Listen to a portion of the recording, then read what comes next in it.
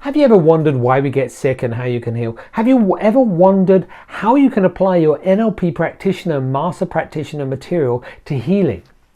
Maybe you're suffering from a chronic disease or a problem or a pain that just will not go away. Or you have that calling that wants you to be able to work with people in the healing spheres.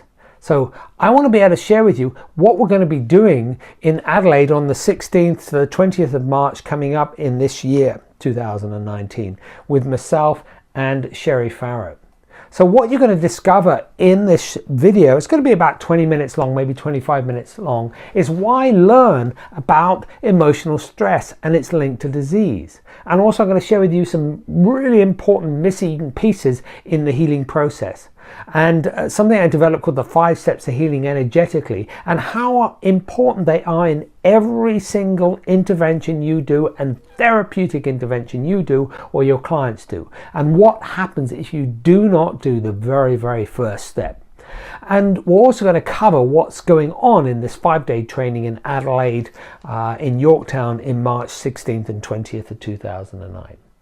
So why? Why do we get sick and how can you heal? And this is the missing piece in your healing process. And it really is the secret to healing, because there are 5 steps to healing energetically and each step must be followed before the next.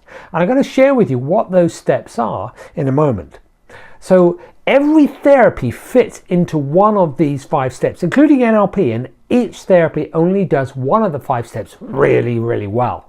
And in order to heal, you must complete each step before you can go on to the next. It's something I've been studying for over 30 years now, and it's a question that I've been asking. So you're going to get just a glimpse of this particular material over the next 20 to 25 minutes. Okay, so here are these 5 steps. And they address your stress, that's looking at the underlying stressful events that trigger disease, and then release your toxicity. You've already done a detox, you've come across the word, maybe you've done a detox yourself to solve underlying problems. And let's look at it from an NLP point of view with detoxification. It's detoxification of those horrible relationships that you might have had, or your detoxification of certain principles or people or jobs or individuals and situations that you've been involved with. But there's also detox not only outside but inside. In fact, I think that's the most important thing. So also reducing your inflammation. This also accounts for the anger, the rage, the feeling of a complete and utter shit scared or fear, forgive me for swearing, but it's meant in the right way because that's actually what does happen. And inflammation has that key inside that particular piece. But there is nothing, seriously, there is nothing that I have come across, even within the NLP literature, that looks at inflammation in the way that I'm going to be able to teach you in this upcoming training. So also reworking your environment and raising your energy. Raising your energy could be goal setting. Reworking your environment is values. But there's one key important point. You must redress your stress first. What does that actually mean? Well, I'm going to go into that. So here's why. But before we do that, let's just cover the most interesting subject on the planet as far as I'm concerned. That's me. But anyway, let's talk about me. Unfortunately, Sherry can't be here because I'm in Canada and I'm coming over to Australia, as I mentioned a while ago. But I've been in the energetic healing field for over 30 years. I'm an NLP trainer. I was doing my master trainer's training, and then I switched over to something called meta medicine, and which comes from German New Medicine. And I've been in this field, as I said, for a long, long time. I'm a Hay House author, and I've traveled the world teaching how to release and heal stressful events that trigger disease for a long, long time. And I got into this through the death of my mother. My mother was married and she had 3 kids. I'm the middle one. And she moved an 8 to 10 hour drive away. I say that distance because it varied on traffic. And there were no highways, there were no motorways, there was nothing between that particular time. And basically what happened with her, just to give you a bit more of the a feel for how this all was created, and so you can understand this how I got into all of this. What happened to her is she got breast cancer. And that breast cancer, then she did everything right. She had the breast removed. She had chemotherapy and radiotherapy. She ended up dying.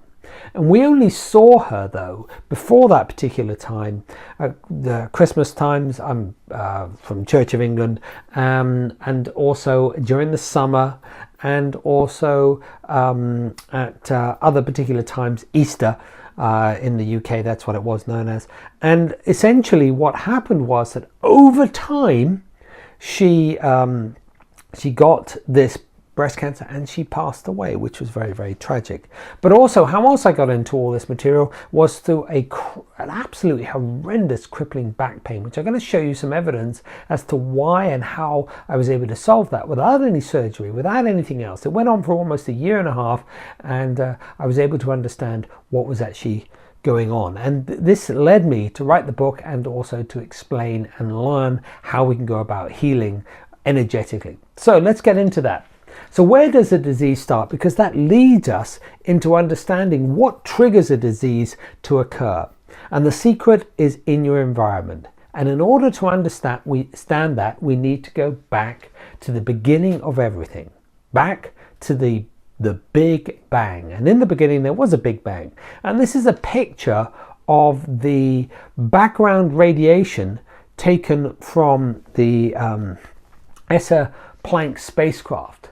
And essentially, I mean, that's an incredible picture, but I'm sure you've come across this. If you've ever looked at your screen, on a television screen, you've seen that flickering stuff in the background, and that is the background radiation from the Big Bang. And that little speck there that's doing some funny stuff could be our our galaxy. It's probably way, way too big, but that could be our galaxy. And inside there is our solar system. So the Big Bang created time, space, matter, and energy. And if you've ever done any of the NLP stuff and understood Tad James's picture of the man, and he talks about one of the filters, the major filters that he talks about are time, space, matter, and energy. And the Big Bang was part of all of that. Obviously, that's when those things were created. So they're the ultimate filters. They're the ultimate underlying reasons why our environment changes, why we get disease. So during the Big Bang, it created galaxies, stars, planets, and ultimately life in humans. And in order to create life, we need water. I'll explain why water is so important in a moment. And that water is not too hot and also not too cold, because otherwise it'd be steam and ice. And water was around at the Big Bang. In order for the water to create life, we need energy and minerals at specific temperatures. Energy from the sun, minerals from the earth, and also meteors that have landed on Earth. So alien minerals. As life is created, and what causes life to evolve, it adapts to its environment. I mean, you've come across all of those things, how you've adapted to certain situations in your own personal life. And also we've seen animals. Darwin talked about this. But let's go into this in a little bit more detail.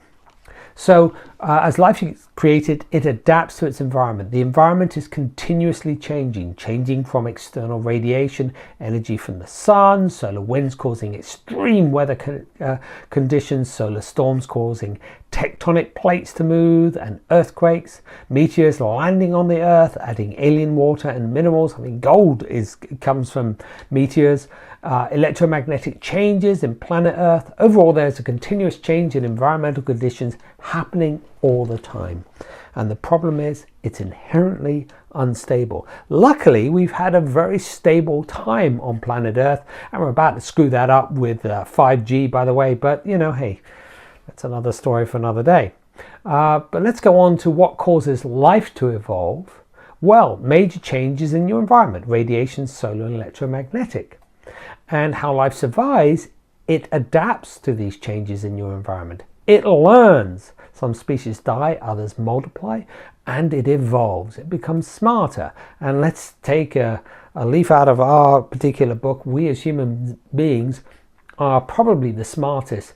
And why, I have no idea, but we have really evolved to do some pretty incredible things. Anyway, but you are human, and environmental shocks that shake your world are slightly different in as far as we've been able to control a lot of these external environmental changes. And I want to just explore that, because what causes these shocks to occur in you are what I coined many years ago was a UDIN moment. So what is a UDIN moment? These are the shocks that shake your world apart, and this is a very important missing piece, because these UDIN moments are unexpected, they're very dramatic, they're isolating, and we have no strategy for dealing with them. So I'm going to share with you a little story about that, which I think you'll find useful. So what causes a disease is a UDIN moment, and imagine that you've got a couple that have been happily married for 30 years, no idea what's just going to happen. They've got kids and grandkids, and then one day the husband walks in and he says, darling, I'm really sorry to tell you, but I've been sleeping with your best friend for the past 6 months, and I really love her, and I'm leaving. I've got my bags packed. That's one of those pesky UDIN moments, and it causes her whole world to be shaken apart. Why? Because it's unexpected. She had no idea. She'd been married for 30 years. Very dramatic. Very dramatic. She's been married for 30 years. What do you expect? Anyway, in isolating, she can't even speak to her best friend or other friends because they probably knew something was going on, but she doesn't want to embarrass them. I know what you girls are like. I know what a man would do. He'd get incredibly angry and go and smack his best friend. But a woman, she's not going to say anything. And that's the guilty woman in the front there. Anyway, no strategy. She's not going to say, oh, that's okay. You have a nice life, darling. See you on Thursday for meatballs and spaghetti. And you tell me how you're getting on with shagging my best friend. Oh, by the way, I'm logging onto a dating website right now to find a new partner. See you. That's not going to happen, is it? So one of these UDIN moments, it shakes a person's world apart. And the UDIN has everything in it, and you'll understand this from the NLP side. This UDIN moment has all the pictures, all the sounds, all the feelings, all the information, and more importantly, what's driving all of that is this environmental shift and this condition, this change, which is energy, right?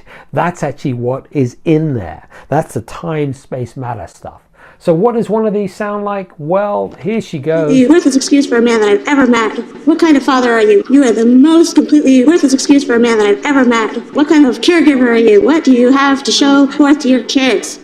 Gosh, I couldn't imagine being on the receiving end of that. But essentially, a UDIN moment activates nervous systems in your body. As a UDIN moment occurs, your body goes into high alert. It responds with fight, flight, or freeze. And in humans, these UDIN moments affect the nervous systems of the body. And there are 4 of them. Yes, there are 4 nervous systems, not 3. You learn about the unconscious mind, and that always troubled me. What is the unconscious mind? Well, we have 4 nervous systems, and here they are. So we have the intrinsic cardiac nervous system. Yes, the heart has its own independent nervous system. And we also have the central nervous system, which is what you know about. That comes up in the brain, the spinal column, as well as another nervous system called the enteric nervous system. And this is inside your whole of your belly, and it actually goes up to your esophagus. It lands in other areas of the body as well, but essentially it's in the belly. And then we have another nervous system, which you've probably never heard of, called the interstitium system. And this is water. And that's absolutely crazy.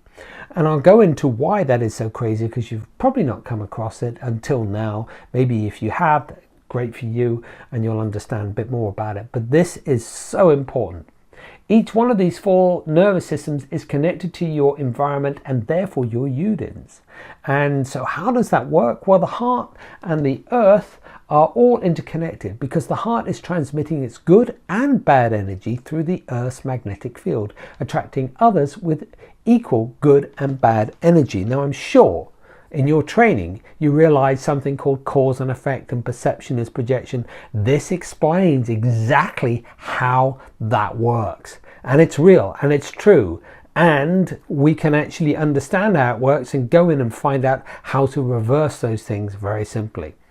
So the UDINs interrupt the rhythm of the heart, and the proof comes from the Institute of Heart Math. The quality of your thoughts and emotions affect your heart's electromagnetic field, which energetically affects those in your environment, whether you are conscious of it or not.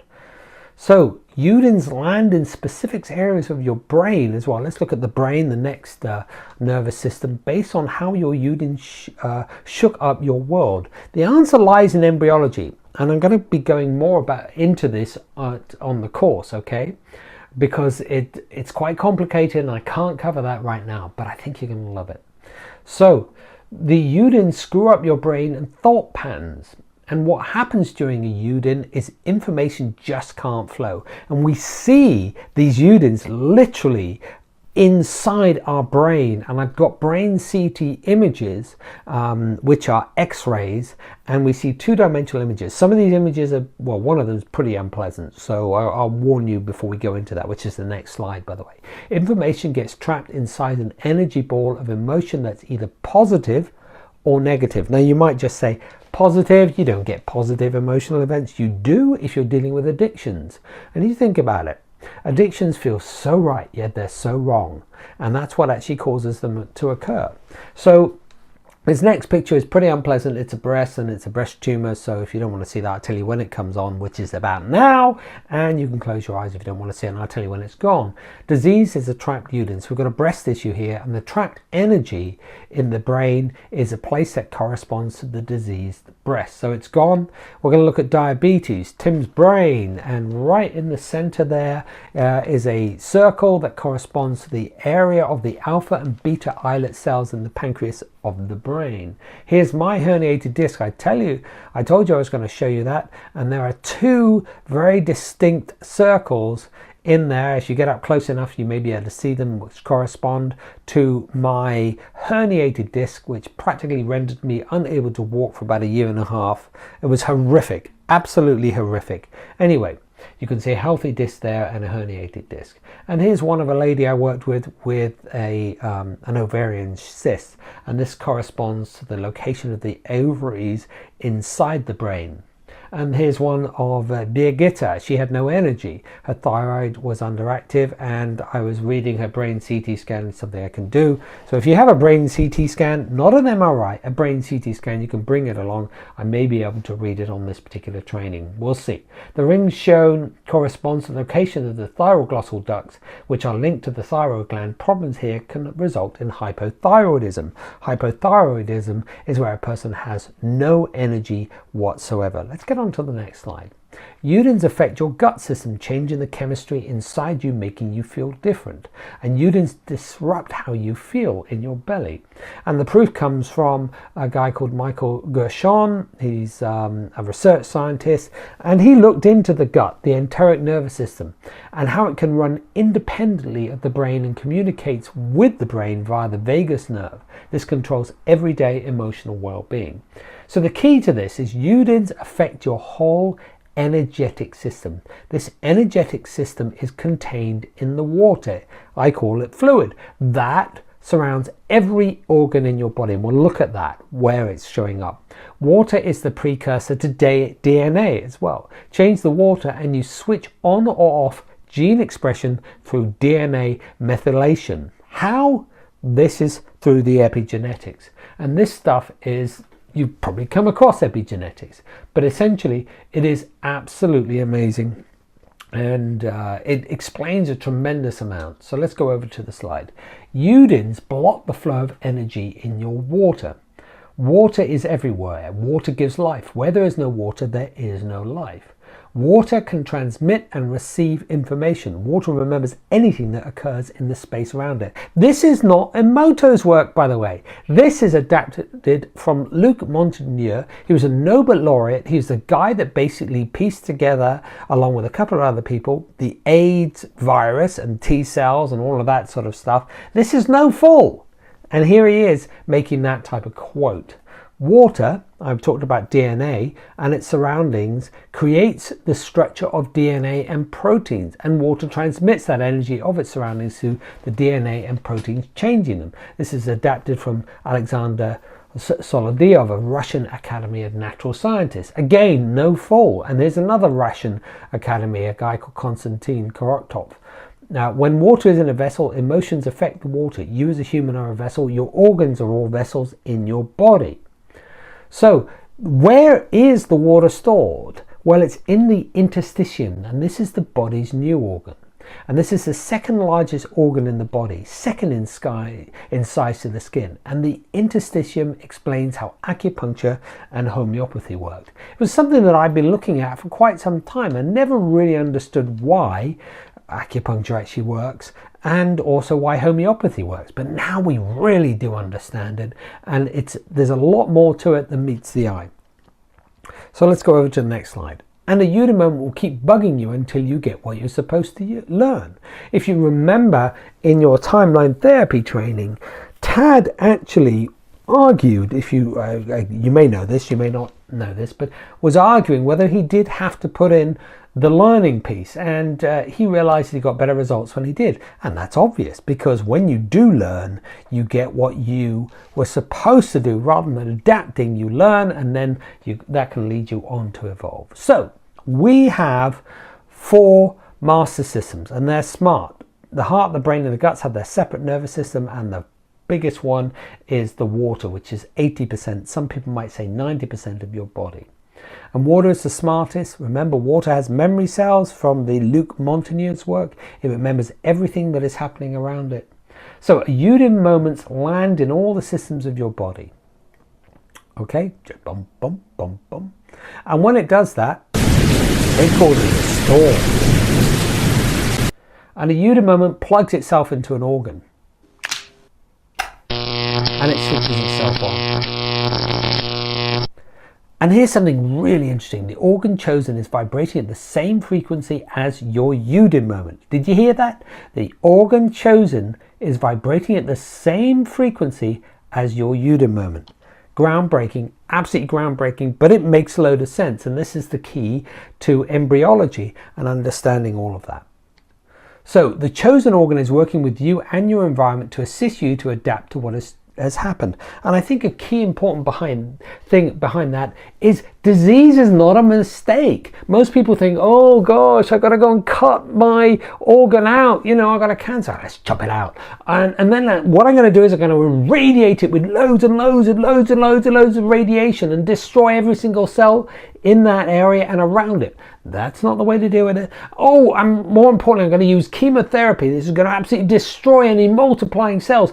The organ is doing what it's doing for a specific reason. And I'll go into how cancers are created, why they are created during the training, and we'll look at how to go about dealing with that with your clients. So here are some examples of UDIN moments and your organs. Constipation, diarrhea. Oh, that's an interesting subject.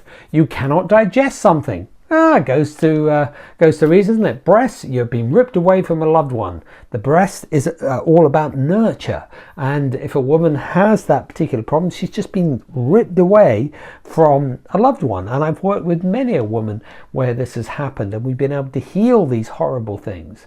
Backache, you have not got the strength to stand up for yourself. Pretty self-explanatory. But when we actually go in and look at what's going on, it is all there. Headaches, you can't intellectually solve a problem. These are some examples. Headaches also a little bit more complicated than just that, but gives us an idea of what's going on. Head ache, I can't think, it hurts. Heart issues, this is all about losing your purpose as a man or losing your purpose as a woman, and this is one indication of what's going on. Acne is trying to protect yourself from horrible comments. Imagine someone sort of throwing daggers at you. Your skin's going to protect itself by creating another layer of skin underneath the top layer, and that's what acne is all about. And eczema or eczema has lost contact with someone you care about. And we can explain how all of these things occur. So why do you get sick? Your pain, your chronic issues, your diseases are all how you adapt to changes in your environment. Those are your UDIN moments. So how you adapt to a UDIN is through the 6 stages of a disease. So the 6 stages covered in my first book, Why Am I Sick? And there is the UDIN moment, which is the first stage. The second one is stress. And then we get is a UDIN reversal. And this is the mistake that many practitioners make, is that they think a UDIN reversal is going to solve the problem. It isn't. Then we go into the parasympathetic nervous system, which is almost like a rest. That's where you feel pain, that's where you feel unpleasant, and this is 4, 5, and 6. And this 5 is interesting because it's like the Herx reaction, if you've come across that. It's where we revisit the underlying UDIN moment. It's where a lot of things happen. I'm going to go into more detail on that during the training. And what causes your UDIN moments to occur can go back a long way. Go back into the bloodline, the heritage, and also past lives. Now, I know you understand that if you've done timeline therapy.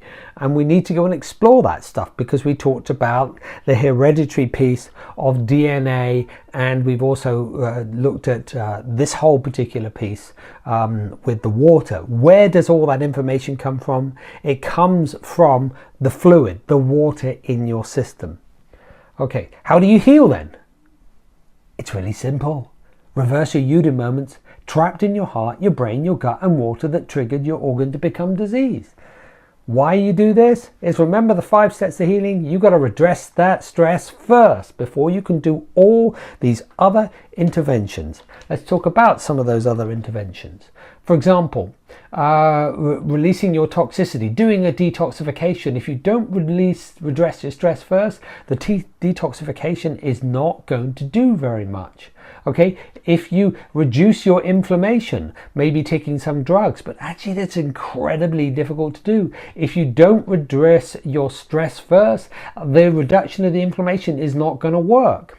Let's say that you rework your environment. You go off and you clear out sort of things with values and everything else. But if you don't redress the underlying reason why the disease occurred in the first place, then reworking your environment is not going to work. And here's the other one, raising your energy, doing something like goal setting. Well, that's not going to change anything. Or yoga as an external way of dealing with that. That's not going to change anything. So the 5 steps to healing, you must redress the stress that caused the disease and the issue to occur in the first place. So did I say that? Redress your stress first. How do we do that? Well, you are guided with your diseased organ. You are guided to communicate with your diseased organ and each nervous system. Then you go into your environment, obviously where it came from, to learn and evolve from the UDIN moment. So here's a little explanation of this. We take the energy from your UDIN moment trapped in your nervous systems and organs, and we bring in a higher vibrational energy to heal the energy behind the UDIN moment. And what happens is the UDIN then collapses. Here's another way of looking at it. And we heal it using everything in your environment. You tap into time, space, matter, and energy. So we take all the different nervous systems.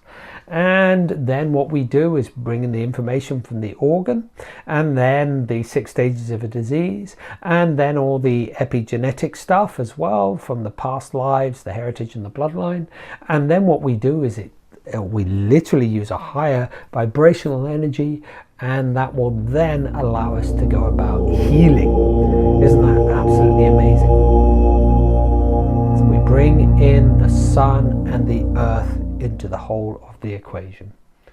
Okay, this material I call advanced clearing energetics, and this is guiding healing energetically. So I've got a little bit of a testimonial that you can actually look at. This is with one of my NLP coaches, and she is amazing. Hi, I'm Glenda Johnson, and I'm a coach that works with other female coaches. I help them become amazing.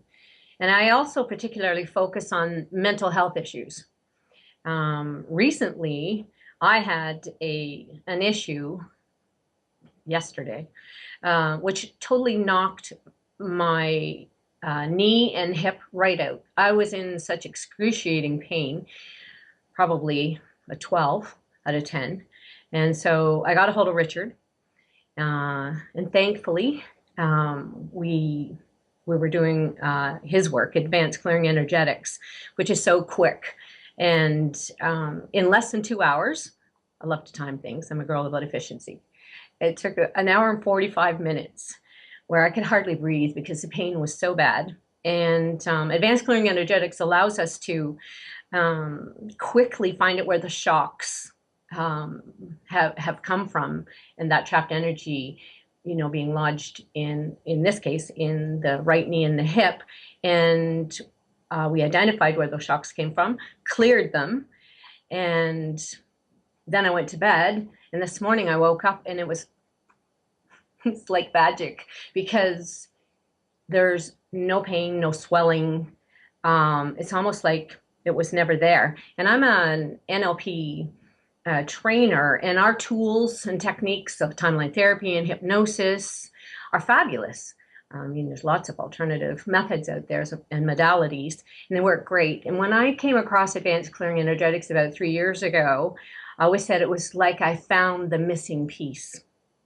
Able to clear out the old shocks, the trapped energy out of the body, and chronic health issues, that they disappear, which is fabulous. Anyway, I just wanted to share that with you, because I couldn't believe it when I woke up and the pain was gone. So thank you very much, Richard, in Advanced Clearing Energetics. So here's another one. This is Alison Lingwood. She's a chartered physiotherapist with her own practice in the UK. I'm not going to read all of that. Jonathan Shaw, he works with clients. He's an incredible guy. He's from the UK as well. Karen Hilts, she's from Canada. And also Dr. Diana Stefani. She's a medical doctor with a double MBA. Not MBA, but she's got a double PhD. And she works with people around the world. Anyway, let's just go back to the whole thing about this UDIN moment. What happens if you do not heal the UDIN? The ghost of the UDIN moment is still there. If you don't heal the UDIN, a person gets a chronic disease, heart disease, cancer, or depression, and everything you do is compromised. And remember the 5 steps. If you do not redress that stress first, all the other stuff you do is compromised. So let's talk about your experience on the 16th to the 20th of March in South Australia. Discover why we get sick and how you can heal. Healing you, how?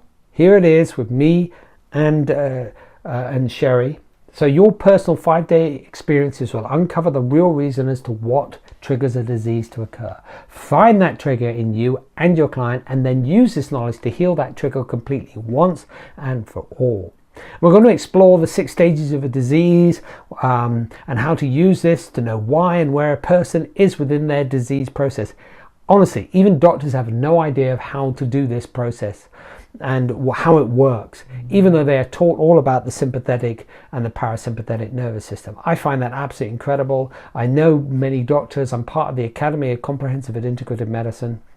And these people are wonderful. I love them to pieces, but they still don't understand the importance of healing that stressful event first.